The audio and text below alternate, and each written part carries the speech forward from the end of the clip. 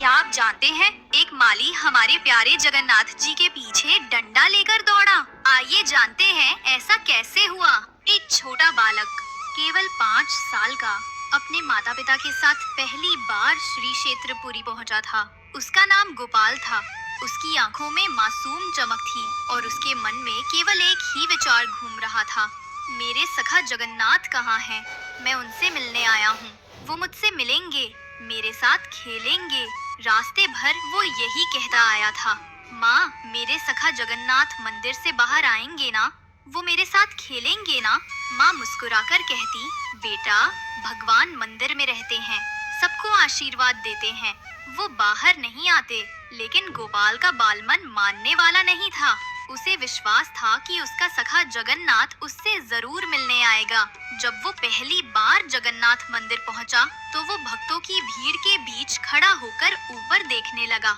विशाल रत्न सिंहासन पर बैठे श्री जगन्नाथ, बलभद्र और सुभद्रा के दर्शन करते ही उसकी आंखें भर आईं। वो हाथ जोड़कर बोला, सखा, मैं आ गया हूँ, अब बाहर आ जाओ ना, मेरे साथ खेलो। उसके आसपास खड़े लोग मुस्कुरा रहे थे। कोई बोला, अरे बच्चा तो बड़ा प्यारा है, देखो भगवान को सखा बुला रहा है। लेकिन गोपाल को किसी की परवाह नहीं थी। वो द्वार के पास बैठ गया और बोला, जब तक मेरे सखा नहीं आएंगे, मैं यहीं बैठा रहूंगा। शाम ढल गई, दीपक जलने लगे, पूरी की गलियां सुनहरी रोशनी में डूब गईं। लेकिन वो छोटा बालक अब भी मंदिर के बाहर बैठा था। माता पिता ने बहुत समझाया, चलो बेटा, मंदिर बंद हो जाएगा, कल फिर आना। पर गोपाल ने सिर हिलाकर कहा, नहीं, सखा ने कहा था वो आएंगे, मैं यहीं रहूंगा। उसकी आंखों में अब आंसू झिलमिला रहे थे। धीरे धीरे रात उतर आई। समुद्र की लहरों की आवाज और मंदिर की घंटियों का नाद एक साथ गूंजने लगा। तभी अचानक मंदिर के भीतर से एक मधुर ध्वनि उठी। वातावरण में चंदन और तुलसी की गंध फैल गई। गोपाल ने सिर उठाया तो देखा, मंदिर के भीतर से एक दिव्य प्रकाश निकल रहा है। वो चमक धीरे धीरे बढ़ी और उसी में से स्वयं श्री जगन्नाथ प्रकट हुए। लेकिन वे विशाल मूर्ति के समान नहीं थे, वे भी गोपाल जैसे ही बाल स्वरूप में थे, नीली आभा वाले, मुस्कुराते हुए, और उनके नन्हे हाथ में पीतांबर की किनारी लहरा रही थी। वे आगे बढ़े, गोपाल का हाथ पकड़ा और बोले, चल सखा, बहुत देर से बुला रहा है, अब खेलते हैं।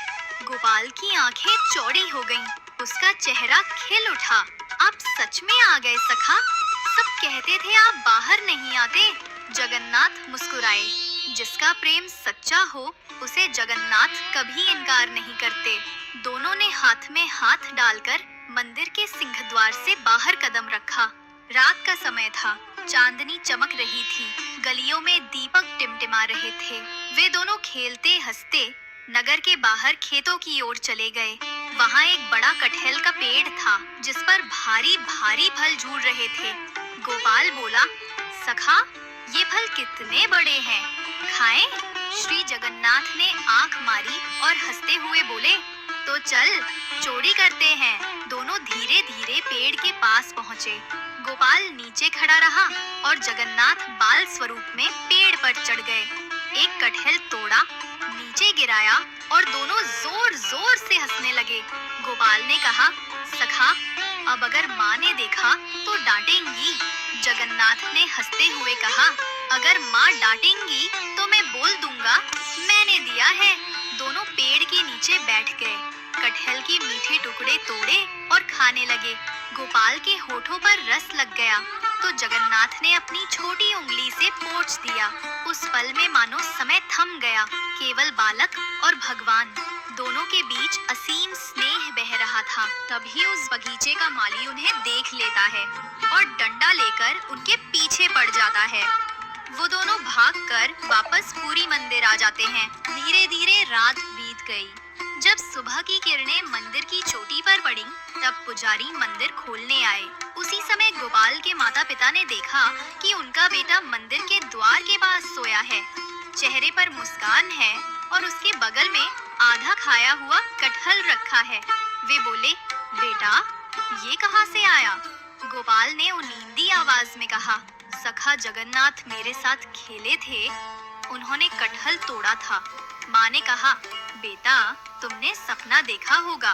तभी मंदिर के पुजारी दौड़ते हुए आए। वे बोले, आज मंदिर में एक अद्भुत बात हुई।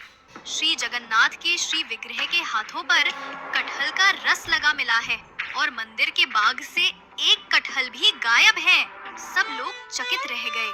गोपाल मुस्कुराया और मंदिर की दिशा में देखा, जैसे कोई अदृश्य सखा वहीं खड़ा मुस्कुरा रहा हो। जिसका प्रेम बालक जैसा निर्मल हो, उससे स्वयं जगन्नाथ सखा बनकर मिलने आते हैं।